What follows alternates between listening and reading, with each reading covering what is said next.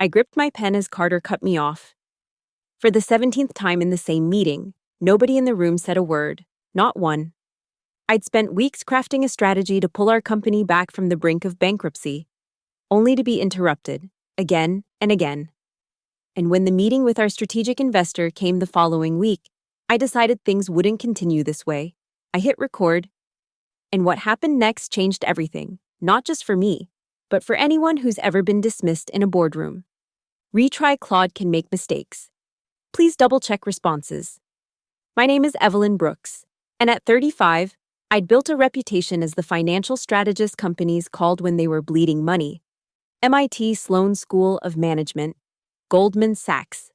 3 successful turnarounds under my belt. My resume spoke volumes before I ever opened my mouth. NextPath Analytics brought me in with promises of complete autonomy to restructure their financial strategy. The startup had burned through 2 rounds of funding. Their data analytics platform for small businesses was hemorrhaging users, and they had maybe 6 months of runway left. Classic case of brilliant tech, terrible execution. The first week felt like coming home. The team welcomed me with genuine enthusiasm. Finally, someone who could navigate them out of this mess. I dove into their financials, identified the bleeding points, and started crafting a recovery plan that would extend their runway to 18 months while repositioning for growth. Then I started speaking up in meetings. That's when I met the real NextPath Analytics, or rather, the trio who ran it like their personal clubhouse. Carter Mitchell, our head of marketing, had this habit of leaning back in his chair whenever I spoke, fingers drumming on the table like he was counting down seconds until he could jump in. Ryan Chen, the CTO, would start nodding before I'd even finished a sentence, already formulating how to repackage my ideas as his own. And Scott Harrison, our CEO, perfected the art of the supportive smile that never quite reached his eyes. We're thrilled to have Evelyn's expertise, Scott announced in our first all-hands. She'll be working closely with leadership to optimize our financial position. Working closely? Right. What that meant was presenting my strategies to them first, watching them pick apart every detail, then sitting silently as they presented watered-down versions to the board as collaborative efforts. The interruptions started small. A clarifying question here, a gentle correction there. By week 3, I couldn't finish a complete thought without Carter's, "Actually, what if we," or Ryan's building on that, or Scott's diplomatic, "Let's circle back to Evelyn's point after we discuss." I'd handled difficult personalities before. Wall Street wasn't exactly known for its feminist book clubs, but this felt different. Calculated. Like they'd hired me for my reputation but couldn't stomach my voice. The breaking point came during our Q3 planning session. I'd spent 3 weeks analyzing our burn rate, identifying redundancies, and building a phased approach to profitability. The kind of work that had saved my last 3 clients from bankruptcy. If we redirect resources from these underperforming channels, I began. "Oh, absolutely," Carter cut in. "But marketing needs to maintain presence across all platforms for brand consistency. The data shows we should consider the technical debt." Ryan interrupted. "My team's bandwidth is already stretched." By the time that meeting ended, I'd been cut off 17 times. I know because I'd started making hash marks in my notebook. 17 times in 90 minutes. Not once did anyone interrupt Carter's 20-minute monologue about brand synergy, or Ryan's technical deep dive that put half the room to sleep, or Scott's philosophical musings about startup culture. Just me. Always me. The pattern became my daily reality. Monday's product roadmap meeting, 12 interruptions. Tuesday's investor update prep, 9. By Thursday's budget review. I'd stopped counting and started strategizing. I tried everything. Speaking louder didn't work. Carter would just raise his voice to match. Starting with, "I have 3 critical points," bought me maybe 30 seconds before Ryan jumped in with additions. I even attempted the classic power move of standing while presenting, only to watch Scott gesture for me to, "Please, sit down so we can have a conversation." The most infuriating part? They were drowning without my input. Our runway was shrinking faster than projected. Customer acquisition costs were through the roof, and their collaborative solutions were band-aids on bullet wounds. But every time I tried to present the hard truths, the interruption symphony would begin. "Evelyn's doing great work," Scott told the board during our monthly update, while I sat there like a decorative plant. "We're integrating her insights into our broader strategy." Integrating. That's what they called it when Carter presented my channel optimization plan as his marketing evolution initiative. Or when Ryan took my cost-cutting framework and rebranded it as technical efficiency improvements. They'd even developed a system. I'd present on Tuesday, they'd workshop it Wednesday without me. And by Thursday's leadership meeting, my strategies had somehow become their collective brainchild. I documented everything: email trails, meeting notes, timestamp records of who said what when. My laptop became a vault of evidence I wasn't even sure I'd use. This wasn't my first rodeo with difficult men, but it was the first time I'd felt so systematically erased. The week before our make-or-break investor meeting, I pulled Scott aside.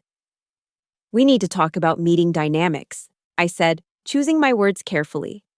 He tilted his head with practiced concern. "Is everything okay? You seem frustrated lately." "I'm being interrupted constantly. It's impacting my ability to contribute effectively." "Oh, Evelyn." That smile again. "That's just how we collaborate here. Everyone's passionate. Everyone jumps in. Don't take it personally." Don't take it personally.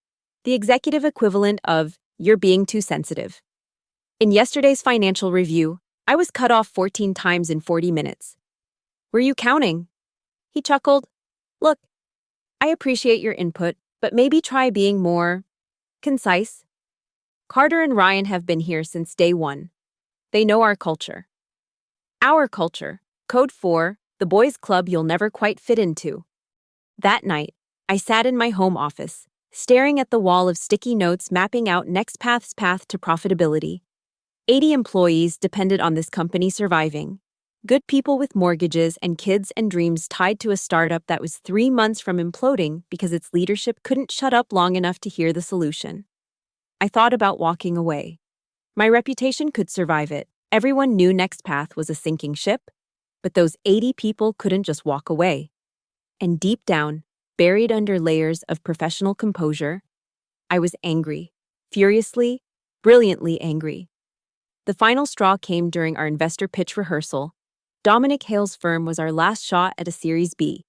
Without his money, NextPath was dead.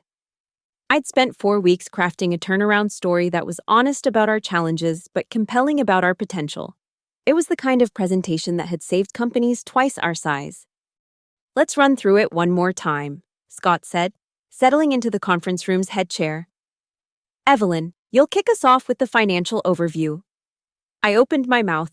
Carter cut me off before the first syllable. "Actually, shouldn't we lead with market opportunity?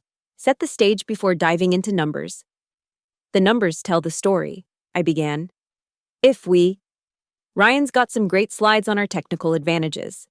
Carter continued, as if I hadn't spoken. "Those come after we establish."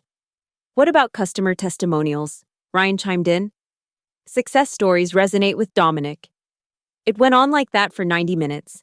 Every attempt to present my carefully crafted narrative was sliced, diced, and scattered across their rambling additions. By the end, my cohesive strategy had been Frankensteined into a disjointed mess that wouldn't convince anyone to invest in a lemonade stand, let alone a failing startup. "Great collaboration, everyone," Scott concluded while I sat there watching our last hope dissolve into their egos. That night, I made my decision. But first, I needed to check something. The search term glowed on my laptop screen. One-party consent recording laws, California. My hands trembled slightly as I scrolled through the legal statutes. California Penal Code 632. Two-party consent state. My heart sank. Then I kept reading. Business meetings. Reasonable expectation of privacy. Exceptions. Loopholes. I called my lawyer friend Sarah at 11 p.m. She answered on the third ring. Evelyn, everything okay? Quick question. Hypothetically, if someone wanted to record a business meeting in California, are you about to do something stupid or brilliant? Probably both. She sighed. Zoom call? Conference room? Who's present? Video call? Investor meeting? Multiple participants, including someone from New York? Interstate commerce? That changes things. New York's one-party consent. If you're conducting business across state lines, she paused. Evelyn, what are you planning? Insurance, I said. Just insurance. After we hung up, I spent 3 hours researching. Interstate meetings fell into a legal gray area. If I was a participant in the meeting, and it involved parties from one-party consent states, the legal risk was minimal. Besides, I wasn't planning to publish anything. This was about protection, evidence, proof that I wasn't imagining the systematic silencing. The investor meeting was scheduled for Thursday at 2 p.m. Dominic Hale would be joining from his Manhattan office, along with 2 associates. Our end would have Scott, Carter, Ryan, and me, huddled around the conference room table like survivors on a life raft. I spent the next 3 days refining my presentation, knowing full well I might never get to deliver it.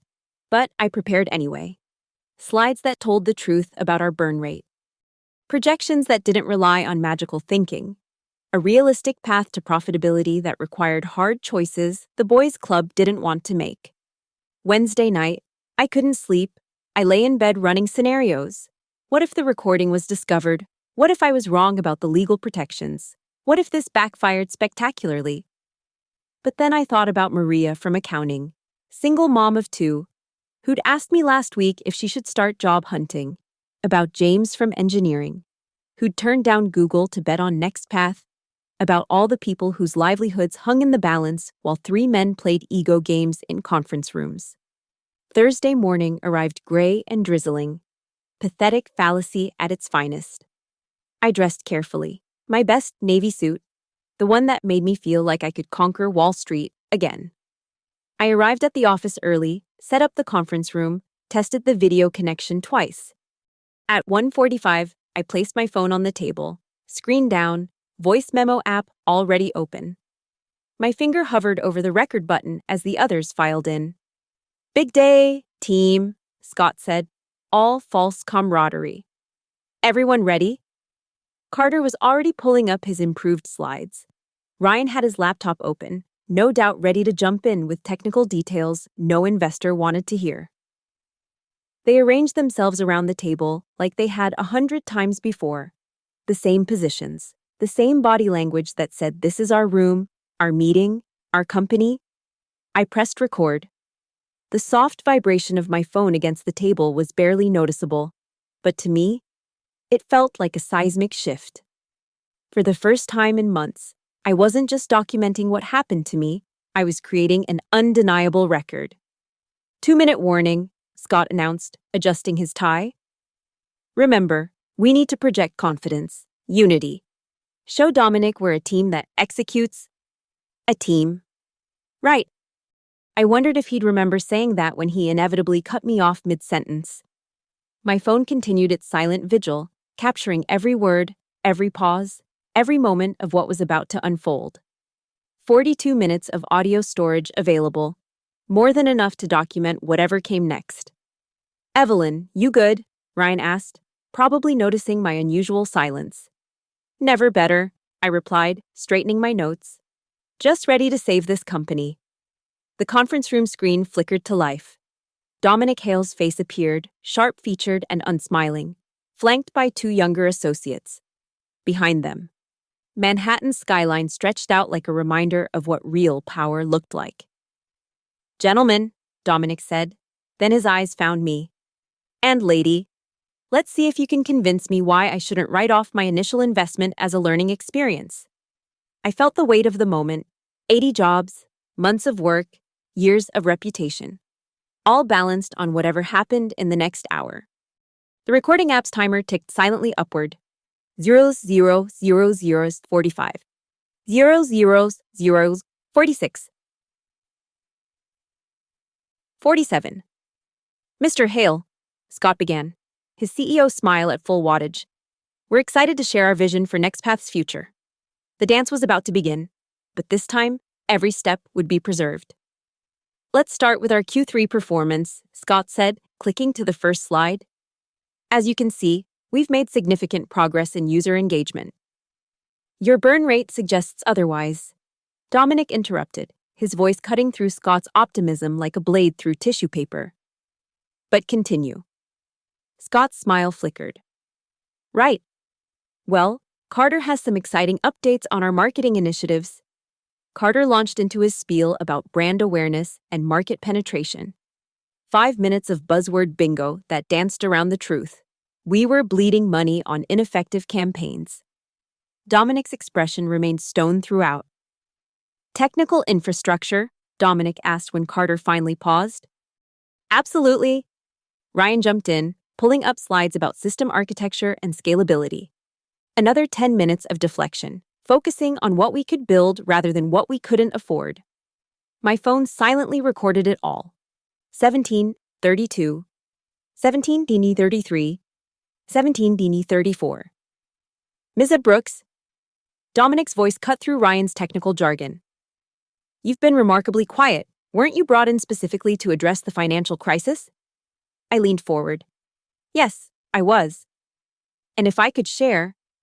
Evelyn's been invaluable, Scott interjected smoothly. Her insights have shaped our approach. I didn't ask you, Dominic said flatly. Ms. Brooks? I opened my mouth. Carter beat me to it. What Evelyn's discovered aligns with our marketing pivot. Mr. Mitchell. Dominic's tone could have frozen hell. Are you incapable of allowing a colleague to speak? The room went silent. Carter's mouth hung slightly open. Actually, Mr. Hale, I began. Our current burn rate. Building on Evelyn's analysis.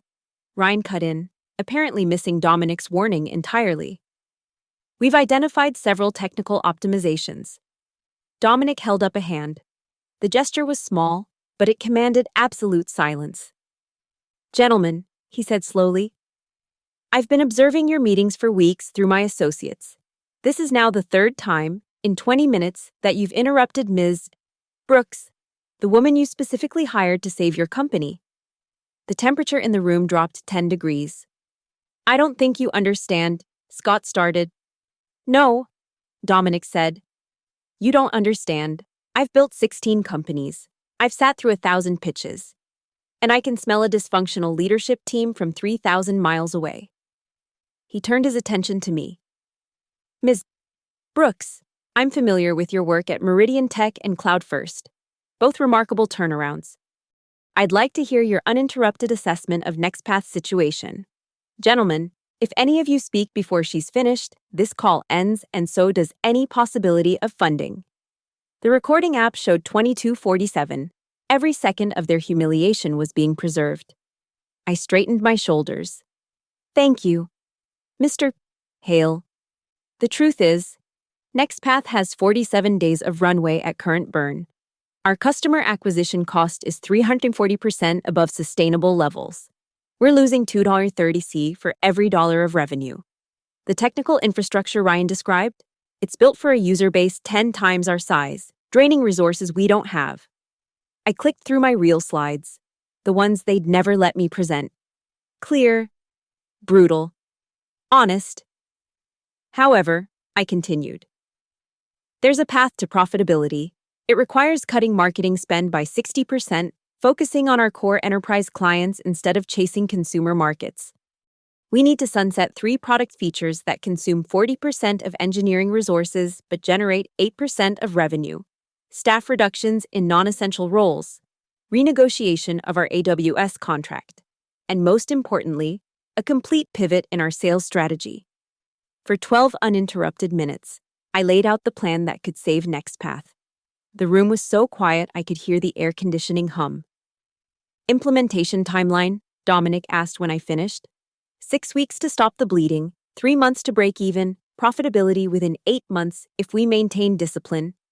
Realistic, detailed, actionable. Dominic nodded slowly. Everything a turnaround strategy should be. Tell me, Ms. Brooks, why am I hearing this for the first time? I glanced at my colleagues. Scott was studying the table. Carter's jaw was clenched. Ryan looked like he might vomit. I believe my colleagues felt a more collaborative approach would be better received. Collaborative, Dominic repeated, the word dripping with disdain. Is that what you call it when three men systematically silenced the expert they hired? The recording rolled on, 3541, 3542, 3543. Mr. Hale. Scott finally found his voice. I think there's been a misunderstanding. The only misunderstanding, Dominic said, is your belief that I'd invest another dime in a company whose leadership is more interested in protecting their egos than their employees' futures. He leaned back, fingers steepled. But Ms. Brooks has changed my mind. I'm willing to invest. With conditions. The room held its breath. My phone kept its silent vigil, capturing every word that would reshape everything. First condition, Dominic said, his voice carrying the weight of absolute authority. Ms. Brooks becomes Chief Strategy Officer, reporting directly to me, not to Mr. Harrison. Full autonomy to implement her turnaround plan without interference. Scott's face went pale. Mr. Hale, I don't think the board would. I am your board now. Dominic cut him off. 51% ownership gives me that privilege. Condition 2. Your entire leadership team undergoes executive coaching. 6 months, minimum. Focus on communication, collaboration, and what appears to be a desperate need to understand professional respect. Carter shifted in his seat like a schoolboy called to the principal's office. Ryan stared at his laptop screen as if it might offer escape. Third, Dominic continued. Ms. Brooks's strategy gets implemented in full. No modifications, no collaborative improvements, no death by committee. You've had your chance to lead by consensus. It nearly killed your company. This is highly irregular, Scott managed, his CEO composure cracking. We've built a culture here. A culture of what exactly? Dominic's eyes were steel. Of silencing competence? Of prioritizing ego over survival? Your culture has burned through $18 million with nothing to show for it except a product nobody wants and a team that can't let the experts speak. The silence stretched taut. My phone displayed 41.16. Every second was evidence. There's one more thing, Dominic said, turning to me. Ms. Brooks, I'm forming a new advisory council for my portfolio companies.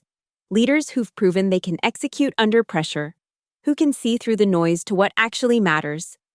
I'd like you to join. It's a paid position, independent of your role at NextPath.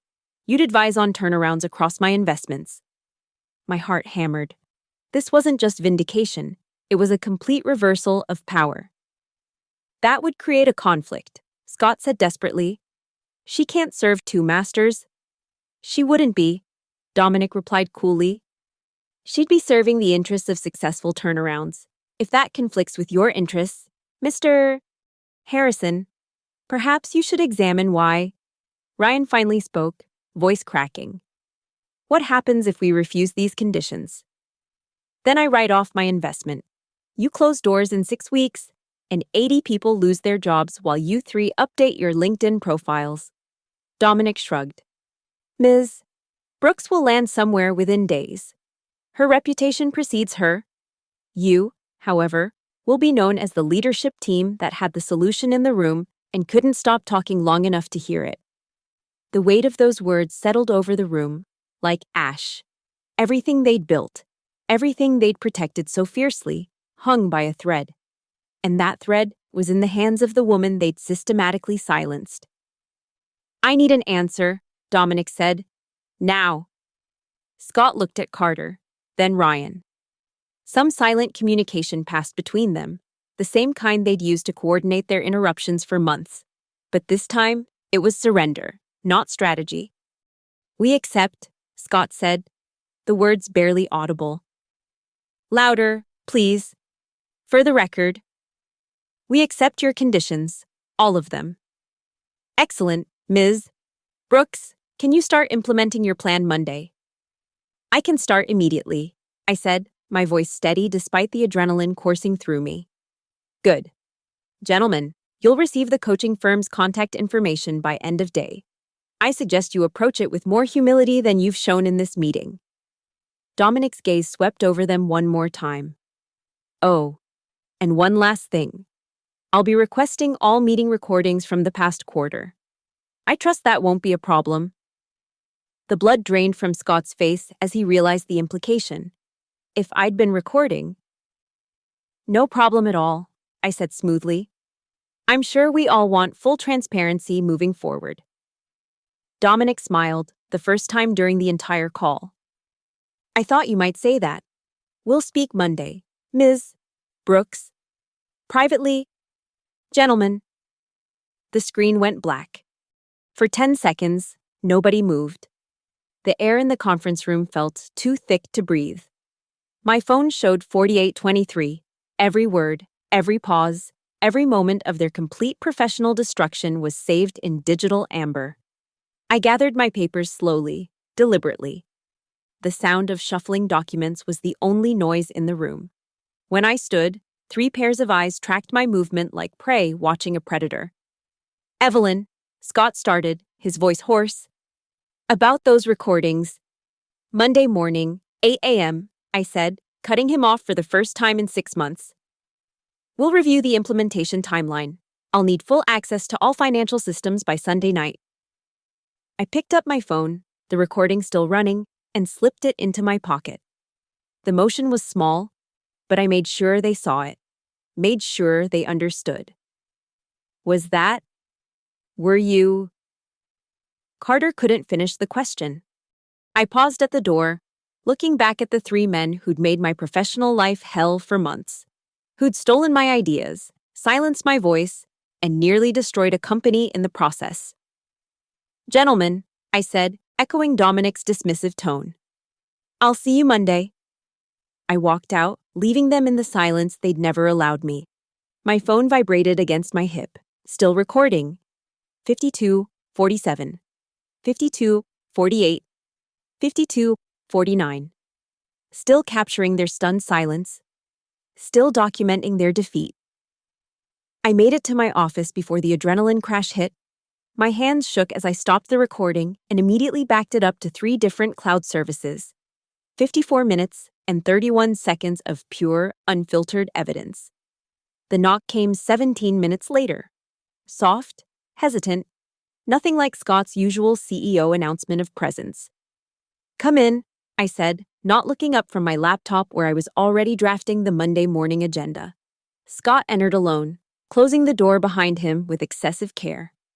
He looked older than his 42 years, the kind of exhaustion that comes from watching your carefully constructed kingdom crumble in under an hour. We need to talk, he said, hovering near the door like he wasn't sure he was welcome in my space anymore. Do we? I kept typing. I thought Dominic was quite clear about the new reporting structure. About the recording. He moved closer, lowering his voice. Did you record our meeting? I finally looked up, meeting his eyes steadily. Would that be a problem, Scott? It's illegal. California is a 2-party consent state. Interstate commerce meeting with New York participants. Legal gray area at worst. But more importantly, I leaned back in my chair. What exactly are you worried I recorded? The truth? His jaw tightened. This could destroy careers. Like you tried to destroy mine. That's not, we never. He stopped, probably realizing how hollow any denial would sound. What do you want? I want to save this company. I want those 80 employees to keep their jobs. I want to implement the strategy I was hired to create without being interrupted, undermined, or erased. I stood, matching his height in my heels. What I don't want is to use that recording. But I will if you, Carter, or Ryan attempt to sabotage this turnaround. That sounds like blackmail. No, it sounds like insurance.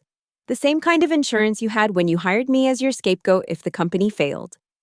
Except, I'm not interested in mutual destruction. I'm interested in success. Scott studied me for a long moment, probably seeing me clearly for the first time.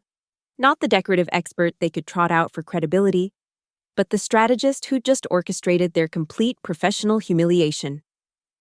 The advisory council position, he said finally. That's your real exit strategy, isn't it? Build your reputation on our turnaround, then leave us behind. Maybe I'll stay and build something worth being part of. That depends entirely on whether you and your boys' club can evolve. I pulled up the transformation timeline on my screen. Starting Monday, things change. Every meeting will have a strict no-interruption policy.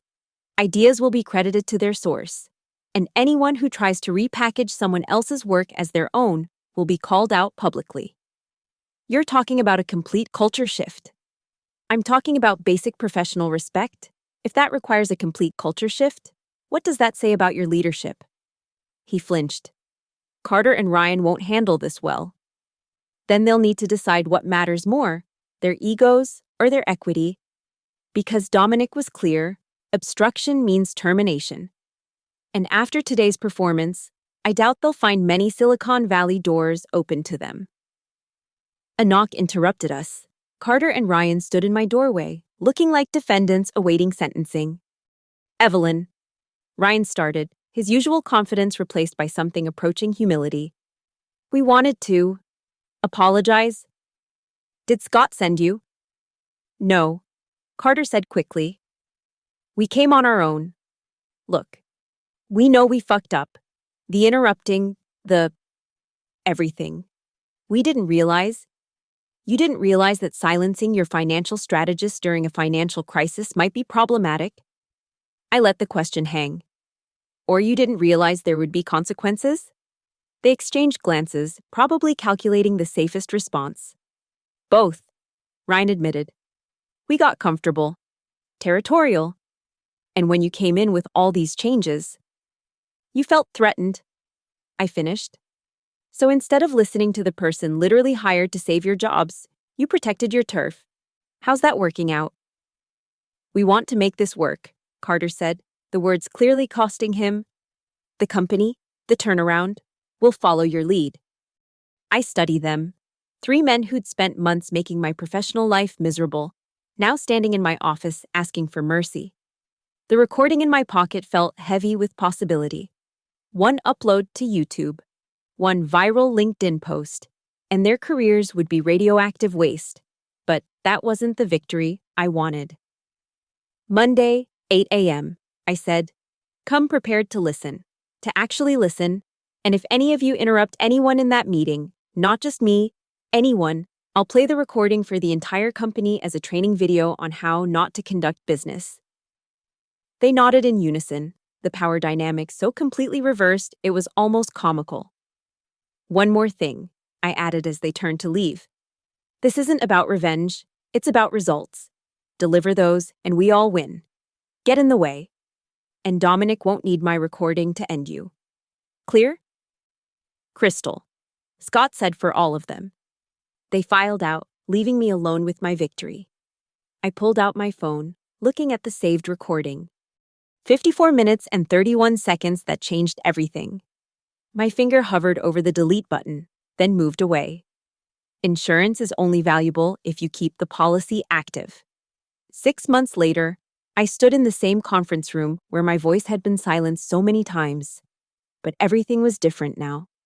The financial reports spread across the table told a story of resurrection, burn rate slashed by 70%, customer acquisition costs down to sustainable levels, and our first profitable month in company history. Revenues up 127% quarter over quarter, Maria from accounting reported, her voice clear and uninterrupted. We're actually ahead of Evelyn's projections. I smiled, remembering how she'd almost quit before the turnaround. Now she led our financial planning meetings with confidence that came from being heard. Technical debt is under control, Ryan added when Maria finished completely. We sunset the resource-draining features and focused on what customers actually want. The transformation went beyond numbers. The interruption culture died hard, but it died completely. After the second week, when Carter cut off a junior developer and I stopped the entire meeting to address it, the message was clear. By month 3, we'd implemented a simple rule. Whoever starts speaking owns the floor until they're done. Revolutionary concept, apparently. Evelyn, Scott said, waiting for my nod before continuing. Dominic's team wants to spotlight our turnaround in their annual report. They're calling it the most dramatic portfolio transformation they've seen. The boys' club had evolved, reluctantly, but genuinely. The executive coaching Dominic mandated turned out to be more therapy than training. Watching 3 grown men confront their insecurities about female expertise was almost worth the months of frustration. Almost. There's something else, Scott added, sliding an envelope across the table. The board voted, unanimously. Inside was an equity grant that made me the second largest shareholder after Dominic. True partnership. Not just in words, but in ownership. You've earned it, Carter said. And the sincerity in his voice still surprised me. We were idiots. You saved us from ourselves. My phone buzzed. Dominic calling for our weekly advisory council check-in. In 6 months, I'd helped restructure 3 more portfolio companies. Each time, the recording from that fateful meeting served as a teaching tool, though I'd never released it publicly. Its mere existence was enough. I should take this, I said, standing. Of course, they chorused, the respect now automatic rather than forced. I paused at the door, looking back at the room where everything changed.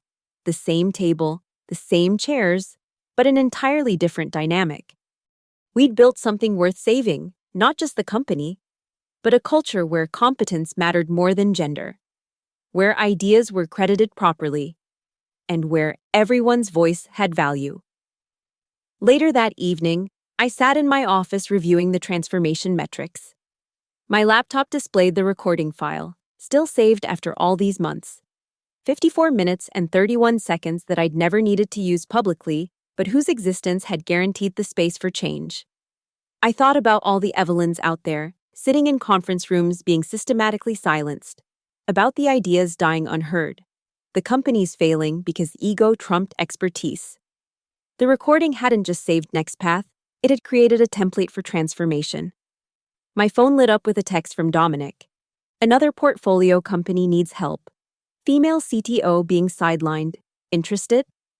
I smiled, typing back, send me the details, and tell her to start documenting everything. Because sometimes the most powerful weapon isn't using your voice, it's proving that others tried to silence it. And sometimes, the best revenge isn't destroying those who wronged you, but succeeding so spectacularly that they have to acknowledge what they almost lost. I closed my laptop, leaving the recording safely stored in the cloud. Evidence of what was, insurance for what could be, and a reminder that nobody should have to count to 17 before being heard. The conference room stood empty now. Afternoon light streaming through windows that had witnessed both systematic silencing and spectacular redemption.